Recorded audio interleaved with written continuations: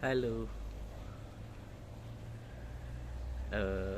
aku Angga, pemilik channel Denbu Channel. Mau apa ya? Bikin vlog aja deh. Karena sedang isoman, jadi lagi gabut. Nggak tahu mau ngapain, nggak bisa kerja. Jadi ya kita bikin vlog saja. Aku ceritain kronologisnya dulu. Jadi aku itu hari awalnya itu gini. Aku hari Kamis itu makan nasi Padang. Ya kan, nasi Padang, dan aku tuh punya sakit lambung. Nah, setelah itu malamnya aku reflux. Nah, setelah aku reflux, aku itu tenggorokan mulai sakit. Biasa, itu sudah sering aku alami. Kalau aku reflux, aku itu pasti akan radang gitu ya. Biasalah, standar radang itu biasanya terus jadi panas, jadi ya meriang lah gitu. Karena aku biasanya sedia obat FG Trojes, dan pas itu kemarin aku nggak ada gitu. Ya udah, terus akhirnya uh, aku nggak minum lah. Besok paginya hari Jumat itu tengah malam aku tidur, hujan deras banget, kipas angin lupa aku matiin. Nah, menggigil.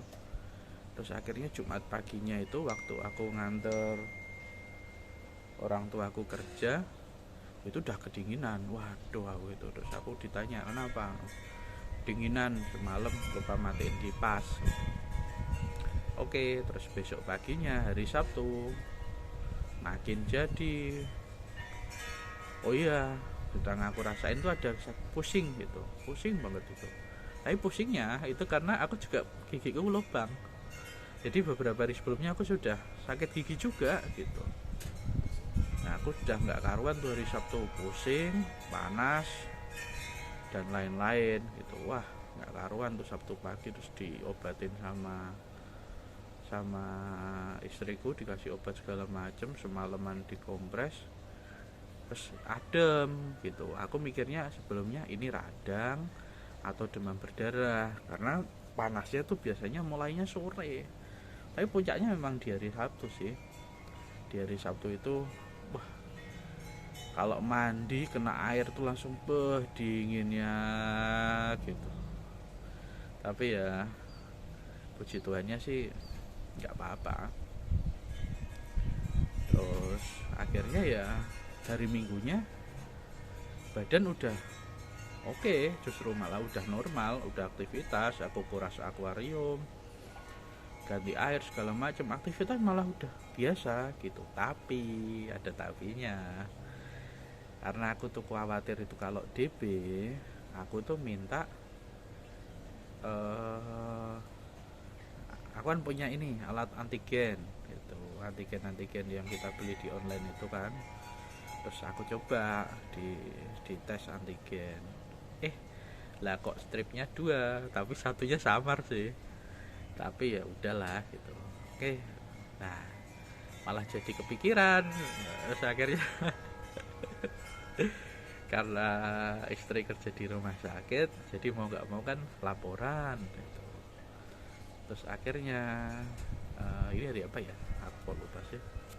Ini hari Rabu, berarti oh sorry, aku tuh ceknya Senin berarti ya. Senin Minggu tadi aku aktivitas dan normal, badan sudah adem, udah nggak ada kerasa apa-apa, terus sudah normal lah biasa. Terus hari Seninnya itu minggu Seninnya aku antigen, lah kok positif gitu lah.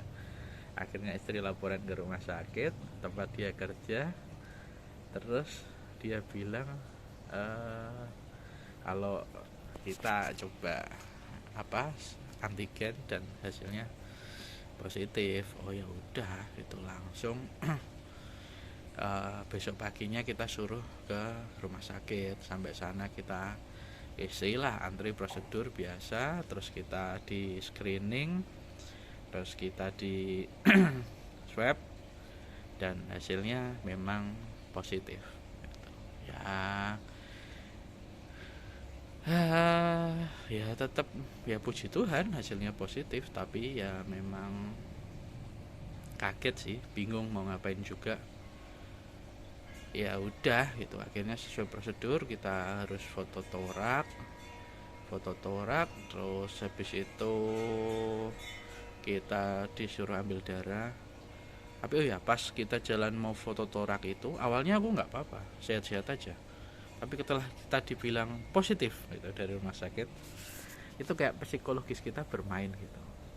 Ketika saya jalan ke dari tempat screening ke apa namanya sampai ke tempat ronsen gitu kan, tiba-tiba kita berdua nafasnya jadi sesek gitu. Loh, kok jadi sesek gitu? Bukankah awalnya tadi dari rumah kita ceria-ceria aja, nggak kenapa-kenapa gitu. Wah, terus dari situ terus kita langsung coba berdoa, kita berpikir positif kalau enggak nih, ini tuh cuman main-main.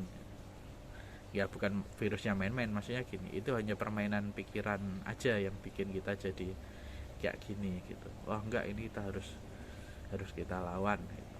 Oke gitu. Terus kita lawan, puji Tuhan biasa normal, dan kita kembali turun itu. Dari situ kita jalan lagi gitu. Terus ya kerasa sesek lagi gitu. Kita cari tempat terbuka, kita buka masker gitu, terus kita tarik nafas dalam sebentar gitu.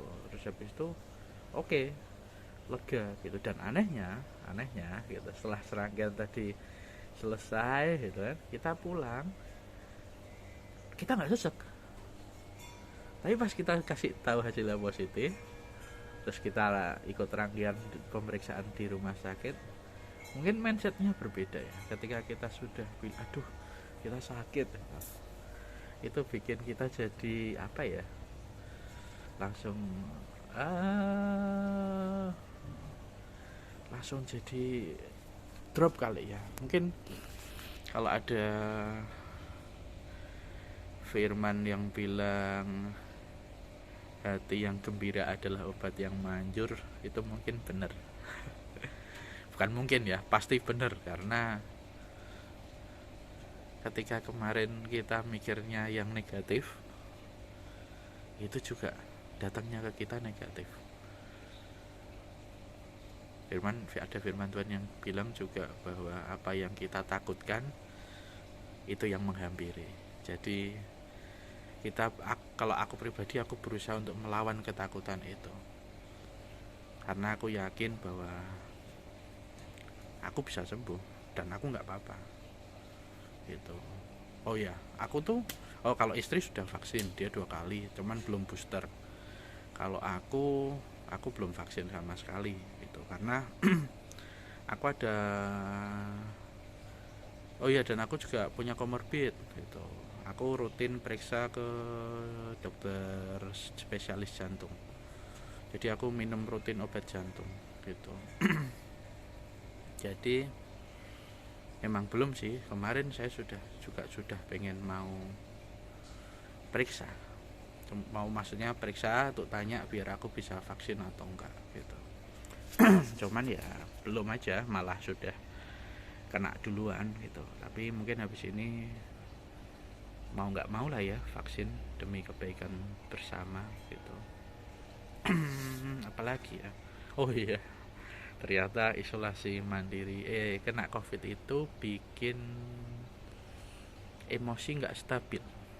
Kemarin sempat berantem sama istri karena waktu di rumah sakit kan aku sesek banget tuh, mau lepas masker sebentar, terus istri malah jangan lepas masker gini. Terus aku ya karena aku lagi jengkel ya, bukan jengkel sama istri loh, tapi jengkel dengan kondisi ini. Terus aku jadi marahnya tuh nggak lebih gini loh. Lah ngapain sih aku harus peduli sama orang-orang gitu.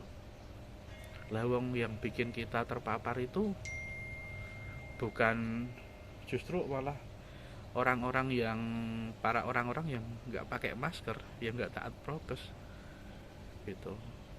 Kita beli masker sebulan nggak kurang-kurang gitu, dari yang KN95, dari masker medis, masker ini itu.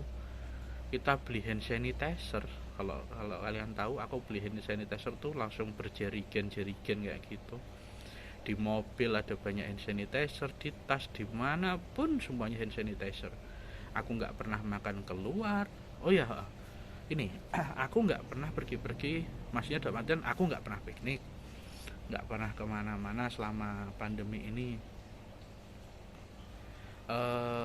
Kita makan di luar tuh hampir nggak pernah ya. Jadi memang minim kita benar-benar patuh prokes, masker nggak pernah lepas di tempat umum dimanapun, kita nggak pernah lepas gitu. Tapi ya gimana, memang udah, mungkin memang sudah waktunya Tuhan kena ya. Ya itu sih, itu ya gitu. Tapi kalau dari sisi rohani yang saya alami beberapa minggu ini, semingguan terakhir lah gitu, karena mungkin saya lagi coba bisnis ikan, kesibukan saya di situ itu bikin saya jadi buka celah tidak taat. Ketika pagi saya biasanya berdoa, kemudian baca Mazmur 91. Selama seminggu kemarin itu enggak tahu kenapa. Tapi di situ aku rasa Tuhan memang sayang sama aku, jadi ya memang mungkin memang ini peringatan buat aku gitu.